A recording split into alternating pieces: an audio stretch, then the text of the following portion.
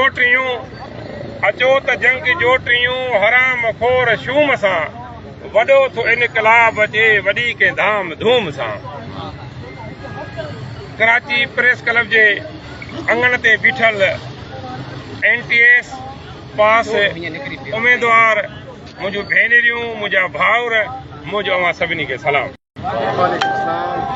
असांजो सुभाणे आल सिंध मुलाज़िम इताद एक्शन कमेटीअ जे तरफ़ खां 20 तंज़ीमुनि जो गॾियल हिते प्रोटेस्ट रखियल आहे।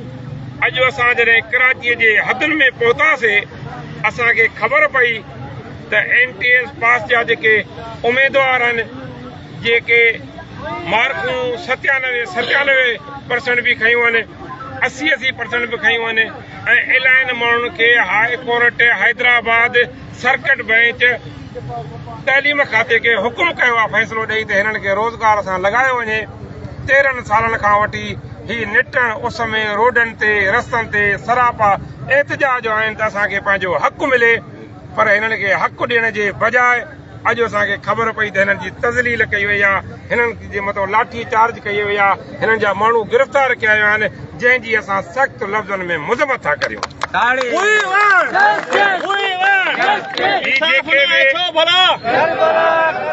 जेके बि असांजा नौजवान उम्मीदवार उस्ताद बीठा आहिनि असांजूं भेनरियूं बीठियूं आहिनि, मां हिननि खे यकीन थो ॾियारियां त सुभाणे असांजो मेगा प्रोटेस्ट आहे हिन ई प्रेस क्लब जे अंगण ते। तव्हां सभु सुभाणे नज़म ज़ब्त जो मुज़ाहिरो करे हिते गॾिजी बीहजो। इंशाअल्लाह ताला जेके सिंध जे माण्हुनि जे सिंध जे मुलाज़िमनि जा मसइला आहिनि ऐं बेरोज़गार जेके नौजवान जा मसइला आहिनि जंहिंजे मौतां मुल्कूं ख़तम थी चुकियूं आहिनि, जेकॾहिं गॾियल जिदोजहद हलाईसीं त इंशाअल्लाह ताला सुभाणे तव्हांजे मुंहं ते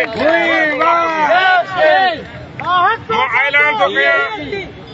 ऐलान थो कयां त असां सरकार सां जॾहिं वेंदासीं सरकार सां नेगोशिएशन थींदी त असां सिंध जे हाज़िर सर्विस ऐं रिटायर मुलाज़िम जा जीअं मसइला रखंदासीं तीअं असां हिन नौजवान उम्मीदवारनि जा मसइला रखंदासीं ऐं तव्हां गॾु हूंदव त इंशाअल्लाह ताला मसइला हल थींदा। जेके बि हिते दोस्त बीठा आहिनि असांजूं नियाणियूं बीठियूं आहिनि NTS जी पास उम्मीदवार बीठा आहिनि हिते सिंध पंहिंजो IBTS जा उम्मीदवार बीठा आहिनि, पुलिस में जिन खे वेटिंग ते विहारियो वियो आहे उहे बीठा आहिनि। हीअ सिंध जो नौजवान जेको सिंध जी बुख जी पैदावार आहे उन सां हिन पंहिंजे खिते में हिन पंहिंजी धरतीअ ते पंहिंजे हुकुमरान जे तरफ़ां ॾाढो ज़ुल्म ज़्यादती ऐं नाइंसाफ़ी थिए थी। असां हुनजे ख़िलाफ़ हिननि सां मैदान ते गॾु थींदासीं।